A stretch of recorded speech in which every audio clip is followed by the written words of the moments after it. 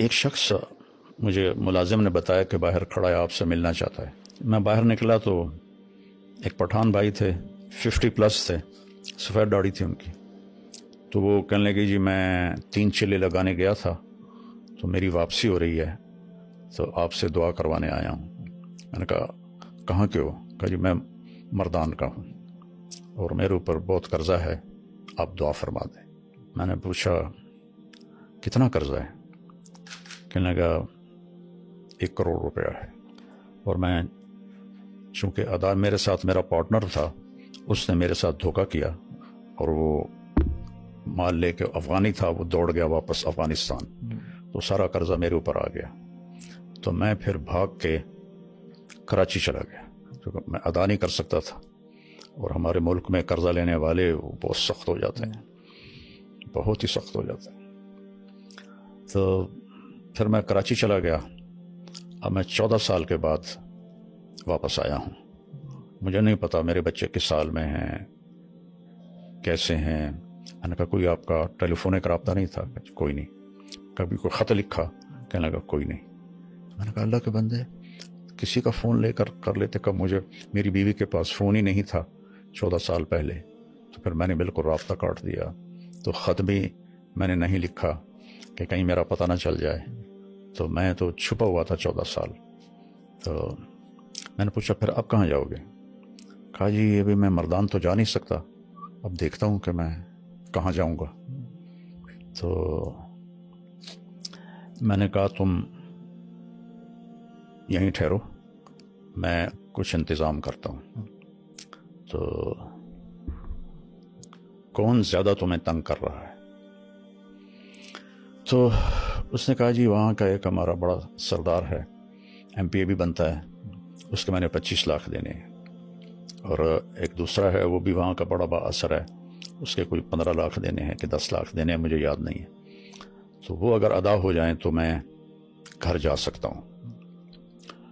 تو میں نے پھر کہیں سے، چونکہ وہ MP تھے تو مردان میں میرے جاننے والے تھے، تو میں نے وہاں سے ان کا فون نمبر لے کر ان سے رابطہ کیا.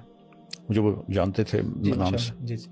میں نے کہا جی اس کے پیسوں کی میں ضمانت دیتا ہوں، میں آپ کو دے دوں گا، تو آپ تھوڑا اس کو فری ہینڈ دے دیں. اس نے کہا جی ٹھیک. تو پھر میں نے اس کے گھر کا پتہ کروایا. تو ایک ساتھی سے تبلیغی دوست ہر جگہ ہر جگہ ہوتے ہیں، نیٹ ورک پوری دنیا میں ہے. بالکل. تو وہ ان کے گھر تک پہنچا. ان کی بیوی سے میری بات ہوئی، سلمہ نام تھا اس کا، اس کا نام تھا منظر خان. ٹھیک. تو میں نے اس سے فون پہ بات کی. میں نے اس سے پوچھا آپ کے خامند کدھر ہیں؟ کہا کچھ پتہ نہیں کدھر ہیں. کتنے سال ہو گئے ہیں؟ کہا 14 سال ہو گئے ہیں. اور قرضے والوں نے ہمیں بہت ذلیل کیا ہے، لیکن ہم غریب لوگ ہیں، ہم کچھ بھی نہیں کر سکتے، بے عزت ہوتے رہتے ہیں. میں نے کہا آپ کے لیے نا میں فیصلہ، میں آپ لوگوں سے ملنا چاہتا ہوں. تو میں نے وہیں ایک ساتھی کے ذریعے گاڑی کا انتظام کروایا، ٹیکسی کروائی. ٹھیک ہے. میں نے کہا اس کو میرا نام بتانا، ٹھیک ہے. تو وہ تمہیں لے آئے گا، میں یہاں پیسے دے دوں گا. ٹھیک ہے. تو اس کی 2 بیٹیاں تھیں اور ایک بیٹا تھا جو قرض خواہوں نے پکڑا ہوا تھا.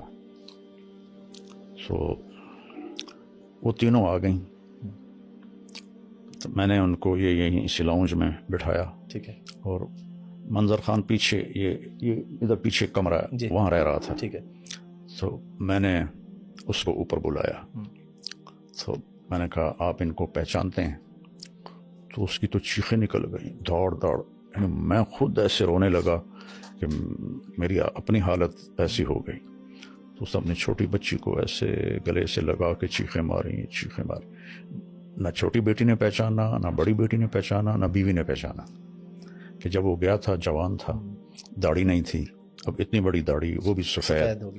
تو وہ جو اس کے گلے لگی ہوئی تھی، میں اس کا دیکھ رہا تھا چہرے کا تاثر، تو وہ گھبراہٹ تھی اور تو اجنبی لگ رہا ہوگا، اجنبی لگ رہا تھا نا. اور اس کی چیخیں نہیں ختم ہو رہی تھیں. تو اس کا ایک یہاں نشان تھا، کوئی زخم لگا تھا اسے یہاں، تو وہ ایک گہرا نشان تھا یہاں. اچھا تو اس کی بیوی نے وہ نشان دیکھا ہم، تو پھر اس نے اسے پہچانا. تو میں نے انہیں پھر یہاں رکھا 2 دن. ایم پی ایس صاحب کو میں نے پیسے ٹرانسفر کیے 25 لاکھ اور دوسرے کو 10 لاکھ تھے یا 15 لاکھ تھے وہ ٹرانسفر کیے. تو انہوں نے کہا کہ آپ ان کو بھیج دیں. پھر وہ ان کو بھیج دیا. پھر اس کو پتہ نہیں, مجھے یاد نہیں ہے چونکہ کافی پرانی بات ہے, کہ وہ جو بیٹے کو پکڑا ہوا تھا کتنے پیسوں میں تھا وہ پیسے دیے, وہ انہیں چھوڑا. تو اس طرح اللہ نے اس پوری فیملی کو ملایا. اور ماشاء اللہ. پھر کچھ عرصے بعد وہ آیا کہ مولانا ایک آدمی ہے اس کے میں نے 10 لاکھ دینے ہیں, تو وہ کہہ رہا ہے اگر تم نے پیسے نہ دیے تو ہم تمہارے بیٹے کو اٹھا لیں گے. تو میں نے اس وقت اس کو 5 لاکھ دے دیے. میں نے کہا یہ لے جاؤ ادا کرو. 1 مہینے بعد وہ پھر آیا روتا چیختا کہ انہوں نے میرے بیٹے کو اٹھا لیا ہے اور کہا ہے اگر جمعرات تک پیسے نہ دیے تو ہم اسے قتل کر دیں گے. تو پھر اسی وقت میں نے اس کو 5 لاکھ دیے, گاڑی میں بٹھا کے اس کو گھر بھیجا اور اس نے وہ پیسے دیے, اپنے بیٹے کو چھڑایا. اس طرح وہ پورا خاندان دوبارہ رہنے کے قابل ہوا.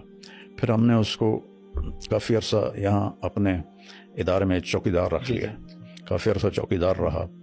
پھر وہ واپس چلا گیا. تو یہ جو ابھی میں نے اس کو 5 لاکھ دیے ہیں یہ رمضان سے پہلے کی بات ہے.